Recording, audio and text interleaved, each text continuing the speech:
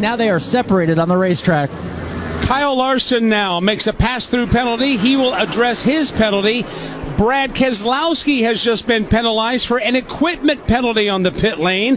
And Alex, this cycle of green flag pit stops has really stretched this field out. It has, and it's interesting. The first three that got penalized for speeding on their pit stop, which was Larson, Nemechek, and Hamlin. Larson came off the track to serve his pass-through penalty. He was by himself. Hamlin and Nemechek did not come out and come off the track. So Larson is all by himself. He is now going to be gobbled up in a hurry as Nemechek and Hamlin now come off the racetrack. They'll do their pass-through penalty.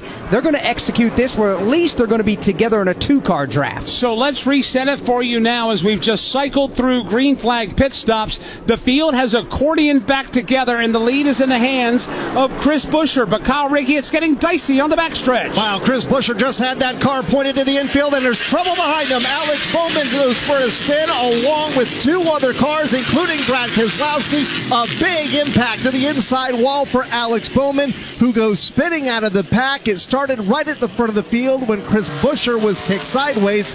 An accordion effect through the field sent three cars spinning. Daniel Suarez, also one of three cars suffering damage here on the Daytona Superstretch. It breaks out midway down there as that field was beginning to get back together at the front of the field on the draft, and this may have been a blessing in disguise for those who had penalties, Rusty Wallace. They were able to get out of that draft. Now they're going to be able to catch back up. Oh, yeah, they'll catch back up and we'll have a real race at the very end. But I tell you what, we learned a lot, guys. Everybody asked me, what do you learn during a 150-mile qualifying race for the Daytona 500? Stuff like that. Don't come down pit road. We just learned how far they could run on fuel. They ran as far as they could. They ran 46 laps. That's in my mind now for the Daytona 500. But a lot of mistakes just then. But the problem is you're going to have some drivers that are going to have to go to a backup car. Just watching the replay, things got jumbled up front with Chris Buescher. There was an accordion that happened when, I guess, about 7th, 8th in line, Alex? That's when Brad Keselowski, Daniel Suarez,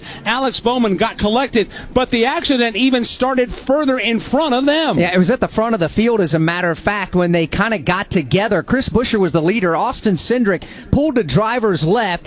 Buescher went down the block, and everybody rolled out of the throttle to avoid a big crash. And as the cars further back did not get a time to check up, they started hitting each other and knocking each other out of the way. That's what sent those three cars into the wall. And Alan Cavana, Daniel Suarez's car is on the pit lane, and it is tore up.